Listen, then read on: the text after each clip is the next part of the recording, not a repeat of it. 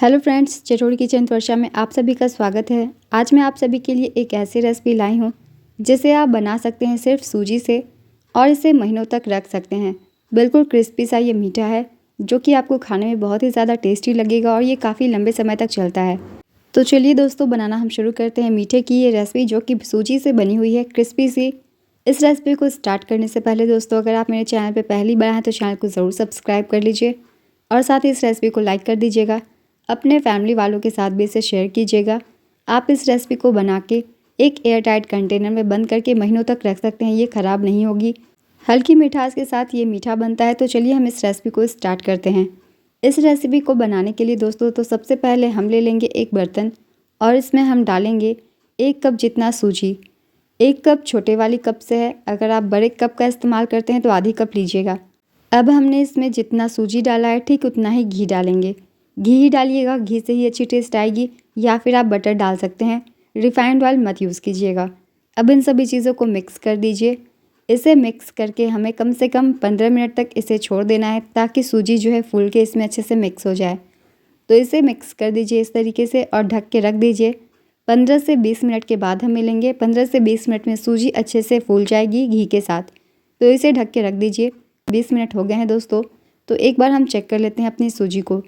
तो ये देखिए, सूजी ने थोड़ी सी घी जो है एब्जॉर्ब कर ली है और ये थोड़ी सी सख्त हो गई है। तो जब इस अनुसार हो गई है, हम इसमें डालेंगे 1 कप जितना मैदा। मैदे से ये काफ़ी कुरकुरा बनता है, इसलिए मैं मैदे का इस्तेमाल कर रही हूँ। और अब डाल देंगे मीठे के लिए शुगर पाउडर। शुगर पाउडर अंदाज से डालिएगा जितनी मीठी आपको पसंद हो। मैंने जितना सूजी लिया था ठीक उतना ही मैंने शुगर पाउडर लिया है। तो पिसी हुई चीनी को डाल दीजिए। हल्का सा हम इसमें डालेंगे नमक। नमक से इसका टेस्ट बहुत ही अच्छा आएगा इसलिए। अब डाल देते हैं वनीला एसेंस। आप यहाँ चाहे तो फ्लेवर इलायची का भी डाल सकते हैं। तो इन सभी चीज़ों को हमने डाल दिया है दोस्तों। अब इसे हमें अच्छे से मिक्स करना है, खस्ता करनी है सभी चीज़ों को। और घी हमने पहले ही डाल दिया है, तो अब हमें ऑयल या घी डालने की ज़रूरत नहीं है। अपने हाथों से इसे अच्छे से मिक्स कर लीजिए। सारी जो मिक्सचर है अच्छे से कंबाइन हो जानी चाहिए। बिल्कुल खस्ता डो हमें तैयार करनी है इसकी। तो अच्छे से पहले सभी चीज़ों को मिक्स कर दीजिए। हाथों से रगड़ते हुए मैदे को अच्छे से मिक्स कर लेना है। तो ये देखिए, बहुत ही अच्छे से मिक्स हो गई है। बिल्कुल दाने दाने में घी और बाकी की चीज़ें मिक्स हो गई है। तो इस स्टेज पे हम लेंगे दूध। दूध हमारी रूम टेम्परेचर पे होनी चाहिए, गर्म नहीं होनी चाहिए। तो अब हमें थोड़ा थोड़ा दूध डालना है। बस 1 से 2 चम्मच दूध में ये तैयार हो जाती है। ज़्यादा दूध की हमें ज़रूरत नहीं पड़ती है। आधे कप से भी कम दूध लेंगे तो इससे ये तैयार हो जाएगी, क्योंकि हमें थोड़ी सख्त डो तैयार करनी है। तो ये देखिए, हमने थोड़ी सख्त डो तैयार कर ली है इस तरीके से। बिल्कुल सॉफ्ट डो तैयार मत कीजिएगा, थोड़ी सख्त ही करेंगे। तो हमारी डो जो है बिल्कुल तैयार है। अब इसे हम ढक के रख देंगे कम से कम 10 से 15 मिनट के लिए, ताकि सूजी अच्छे से सेट हो जाए। तो इसे ढक के रख दीजिए 10 से 15 मिनट के लिए। 10 से 15 मिनट हो गए हैं दोस्तों। तो हमें एक बार फिर से इस डो को अच्छे से मिक्स कर लेना है, क्योंकि सूजी फूलने के बाद थोड़ी सख्त और हो गई है। तो इसे हमें अच्छे से मिक्स कर लेना है। एक बार और अच्छे से मसल लीजिए। मसलने के बाद ये डो थोड़ी सी सॉफ्ट हो गई है, तो इसलिए हमने कहा था इसे हम थोड़ा टाइट ही तैयार करेंगे। अब हमें ले लेनी है छोटी छोटी भाग। तो इस तरीके से देखिए, मैंने एक लोई ले ली है। तो पहले एक छोटी सी लोई ले लीजिए और इसे हम थोड़ा गोल गोल कर लेंगे। सिलेंडर शेप में आपको पहले बना लेना है हाथों से, ये देखिए इस तरीके से। तो इसे सिलेंडर शेप दे दीजिए इस तरीके से। हमें एकदम पतली सी लंबी सी तार जैसी इसे तैयार करनी है। तो ये देखिए, ये पतली होती जा रही है। तो आपको इसे पतला होने तक इसी तरीके से करना है। अगर 2 भागों में टूट जा रही है तो एक भाग को ले लीजिए। बिल्कुल छोटी छोटी पार्ट्स हमें चाहिए। तो ये देखिए, कुछ इस थिकनेस की चाहिए हमें ये लंबी लंबी लोई। अब हम इसे कट करेंगे। छोटे छोटे पीसेस में हम इसे कट कर देंगे इस तरीके से। बिल्कुल एक पार्ट इतने ही होने चाहिए, ज़्यादा मोटी नहीं होनी चाहिए। तो सभी को कट कर दीजिए। और जो हमने दूसरी पार्ट भी रखी है उसे भी बाद में यही काम करेंगे। तो ये देखिए, एक लोई कितनी बड़ी है, छोटी सी है। तो अब हम लेंगे एक कॉम्ब। ये अनयूज्ड कॉम्ब है। अगर आप चाहे तो इसे फोक पे भी बना सकते हैं, मैं आगे बताऊंगी वो भी। तो इस तरीके से इसे हल्के से प्रेस कर लीजिए। ज़्यादा पतला हमें नहीं करना है, बिल्कुल नॉर्मल रखनी है। इसे थोड़ा सा प्रेस करने के बाद इसे हमें घुमा देना है इस तरीके से लंबे लंबे। बहुत ही अच्छी डिज़ाइन आ जाती है और ये बिल्कुल कुरकुरी सी बनती है। जहाँ पे कॉर्नर्स मिल रहे हैं वहाँ देना है ताकि ये खुले नहीं, क्योंकि ये सूजी से बनी हुई है। देखिए कितनी अच्छी डिज़ाइन आ गई है। तो इस तरीके से देखिए, हमने एक बना लिए हैं इस रेसिपी को। तो इस तरीके से फिर से आपको दूसरे वाले पार्ट को भी करनी है। तो फिर से इसे मैंने ले लिया है, इसे गोल कर लिया है।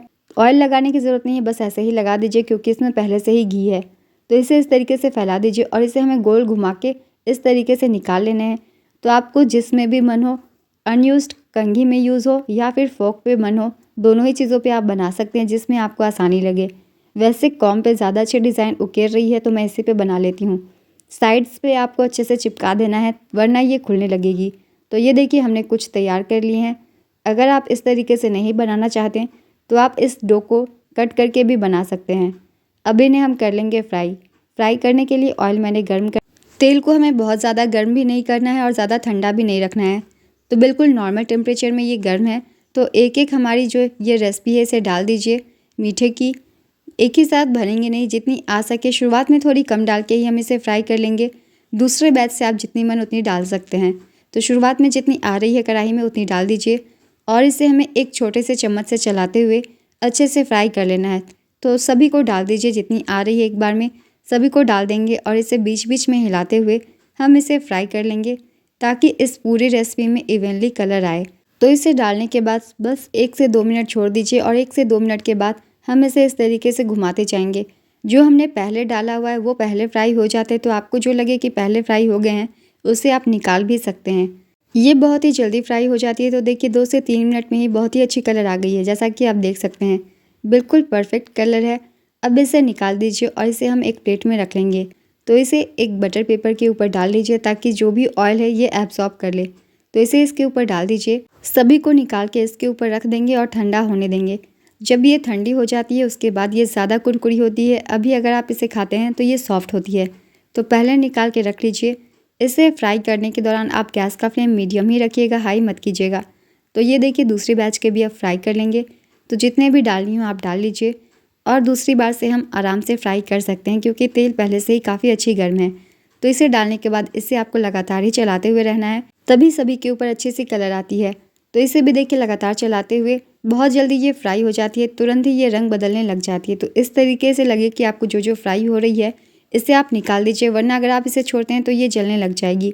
लगातार चलाते हुए इस बैच के भी इस रेसिपी को हम फ्राई कर लेंगे।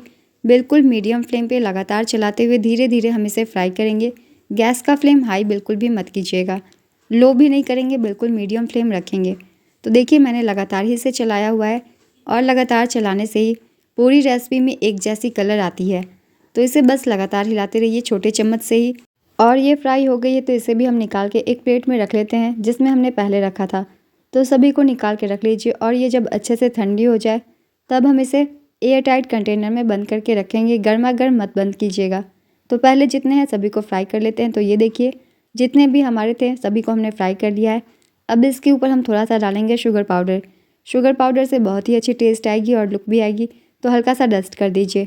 ये पूरी तरीके से ऑप्शनल है, अगर आप नापसंद करते हो तो ना डालें। बस इन सभी चीज़ों को मिक्स कर लेना है और हमारी ये मीठी सी रेसिपी बिल्कुल हो गई है तैयार। इसे अब आप बंद करके 1 महीने से ज़्यादा स्टोर करके रख सकते हैं, ये ख़राब नहीं होगी, बहुत ही ज़्यादा ये कुरकुरी बनती है। तो इस तरीके से इस रेसिपी को ज़रूर ट्राई कीजिए और साथ ही आप किसी फेस्टिवल में भी इसे बना के अपने मेहमानों को सर्व कर सकते हैं, क्योंकि ये एक मीठे स्नैक्स के रूप में होती है जो कि बहुत ही ज़्यादा टेस्टी होती है। तो इस रेसिपी को ज़रूर ट्राई कीजिए। तो इसे इस तरीके से पहले मिक्स कर दीजिए। अब हम इसे एक बर्तन में बंद कर सकते हैं महीनों तक, और जब भी आपको मन करे मीठा खाने का आप इसे ले सकते हैं। ये रेसिपी दोस्तों अगर आप सभी को अच्छी लगी हो तो इसे लाइक कर दीजिएगा और इस तरीके की सिंपल रेसिपीज़ के लिए चैनल को ज़रूर सब्सक्राइब कर लीजिए। आप सभी के लिए ऐसे ही सिंपल और नई रेसिपीज़ आते रहेंगे। तो फिर मिलते हैं अगली एक नई रेसिपी के साथ। यूँ ही चैनल पर बने रहिए और अपना ढेर सारा प्यार देते रहिए।